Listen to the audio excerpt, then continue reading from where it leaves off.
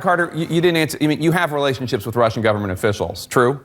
Yes? Well, let's see what they're talking about. You know, I'm just asking you a straight question. Do you have relationships with Russian government officials? I can tell you I don't. But then again, you lived in Russia, you're an academic, you've worked in energy in Russia, you went there in 2016 to speak at a commencement address.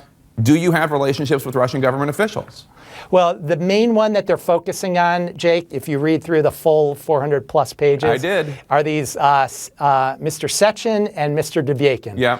Both of whom I've never met, spoke with, communicated with in my entire life. You've never spoken, just to make sure the people at home understand, the application says that you spoke with Igor Sechin, who's the president of a Russian energy company and a close associate of Vladimir Putin, and it charges that you two discussed in 2016, quote, prospects for an associated move to lift Ukraine-related Western sanctions against Russia. So you're saying you've never in your life spoken with Igor Sechin?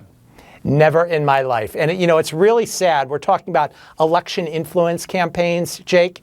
Kellyanne Conway had to answer these questions. You know, you had a very good interview with her on September 25th, 2016, asking her about a range of campaign issues. And since it was put on the table 2 days earlier, that Friday, you know, it was a question you brought up, asking about these things. And, you know, Kellyanne was someone who had recently joined the campaign. I never had any relationship, or I've never spoken with her in my life.